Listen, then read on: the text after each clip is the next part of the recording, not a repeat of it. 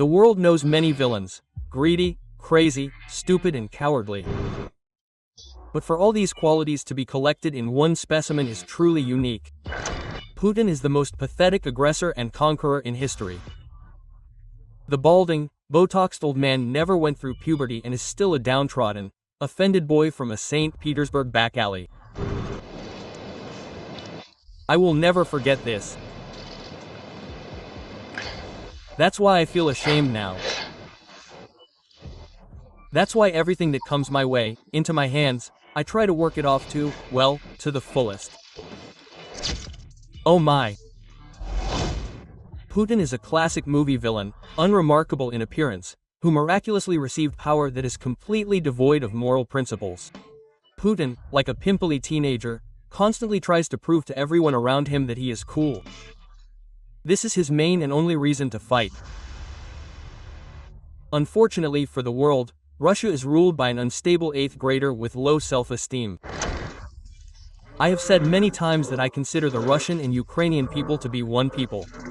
In fact, in this sense, all of Ukraine is ours. Well, you know, we have this old, well, it's not a proverb, not a parable, but an old rule. Where the foot of a Russian soldier steps, there he is. This is exactly how teenagers behave after a lost fight. They knocked out more than 1 million of his teeth, humiliated him in front of the whole yard. And he brags that he actually fought half-heartedly and in the future he will beat everyone up. And if anything, he never intended to win the fight. In February to March of 1922, our troops, as you know, approached Kyiv. But there was no political decision to storm the 3 million city, no matter what anyone said or imagined. Of course.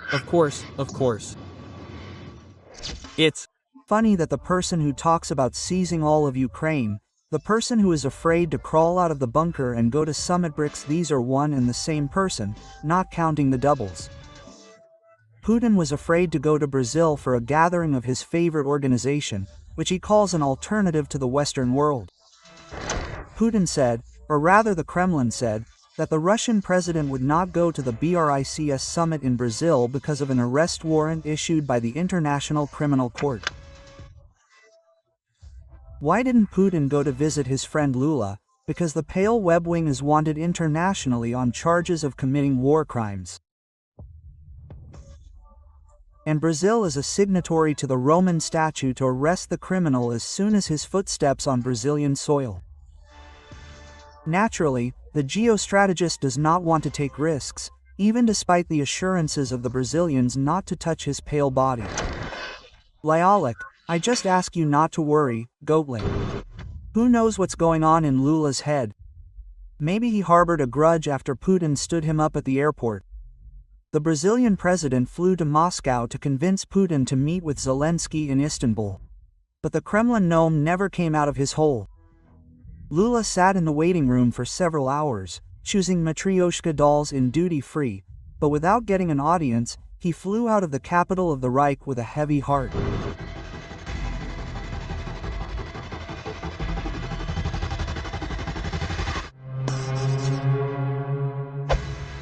Instead of Putin, his little hunchbacked horse named Pinocchio, who, as we know, lies like he breathes, will fly to the summit BRICS. Moscow does not hope that the West will ever be ashamed of spreading slander about the preparation of an imaginary invasion of Ukraine. Although the troops participating in the exercises have either returned or will soon return to their deployment sites, the foreign media continue to be hysterical.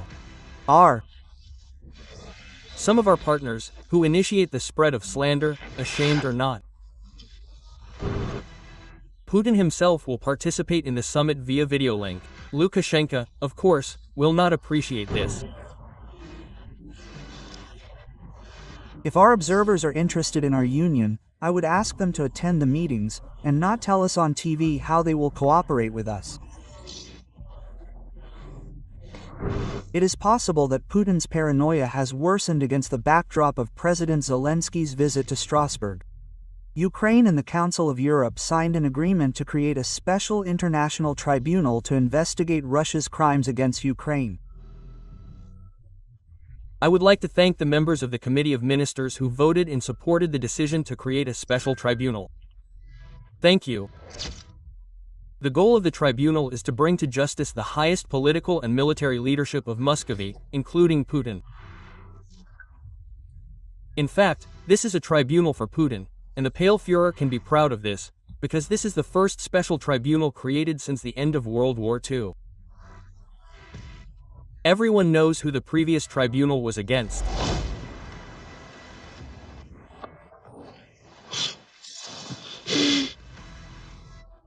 Now we understand what grandfathers Putin honors and whose feat he was able to repeat. The newly created international judicial body has the right to prosecute war criminals regardless of their position. It is not surprising why Putin was afraid to go to Brazil, where there are not only many wild monkeys, but also representatives of the law. And excellent country. Previously, Putin made short forays abroad, for example, to Mongolia to bow to the Great Khan. He was not arrested there, and the Kremlin screamed to the whole world that there was no isolation of the Russian president. Then Donald Trump came to power in the United States and began direct telephone negotiations with the pocket terrorist and even hinted at a personal meeting. Naturally, champagne flowed like a river in mortar. Trump is ours again. Putin outplayed everyone. Russia and the United States will divide the world. 2. Imagine this, Durham. Yes, it is generally impossible. Traditional values are a serious thing, that we will not support it. Of course, we will definitely. We support everything. I absolutely love the way Donald Trump behaves. The Kremlin believed in its impunity and immunity so much that it began to put forward absolutely inadequate demands not only to Ukraine, but to the whole world. They have again started threatening to destroy NATO and scaring with a nuclear war. Even the peace-loving Trump could not stand it and responded to another binge by Dima Medvedev, who hinted at the transfer of nuclear weapons to Iran. Donald, frankly, was not delighted. What the hell? in the end, what was inevitable happened. Russia, as they say, was showing off. The West consolidated and hung a big fat target on Putin's forehead. At the last summit, which took place in The Hague, which is already symbolic, two historic decisions were made. The North Atlantic military bloc recognized Russia as a strategic enemy. Russia is generally the only state that NATO called a threat. They do not even mention the DPRK and Iran, only Russia. Simeona Skybevis Solovyov's dream of a war with NATO has come true. If we talk about NATO directly fighting today, all the talk, yes, about long-range missiles, the first strike will be here, including right here, We'll aim at this studio. The GRO will just fly, it will not fly. Moscow was called a long-term threat, and in connection with this, a decision was made to increase the military spending of all members of the alliance. The allies are obliged to allocate 5% of GDP for defense until 2035. And here Donald Trump's dream has already come true. For example, in Germany 5% is $225 billion. And this is only in Germany. For comparison, Russia spends $172 billion in the fourth year of a full-scale war, and this is as much as 7.7% of GDP. And how did it happen that 5% of German GDP is more than almost 8% of Russia's? Did Putin lie about having economically overtaken Germany? In the second year, despite all these forecasts, Russia entered the top 5 largest economies in the world. And according to the World Bank, the Russian Federation has moved ahead, overtaking the Federal Republic of Germany. Why did they even let him out of the hospital? It is significant that the new NATO doctrine was supported with both hands by the American administration. That is, all hopes that Trump would come and establish a new world order have gone down the drain. The United States, on the contrary, has acted as the main battering ram against Russia and Putin's gang.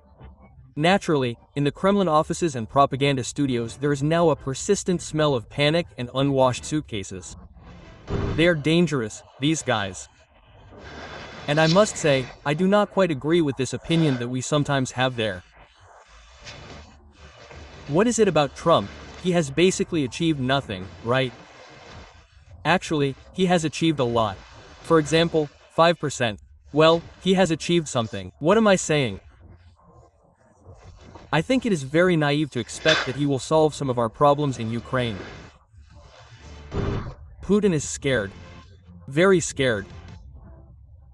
And unlike the famous woman, he understands who caused this fear and what awaits him. Scary, very scary. We don't know what it is.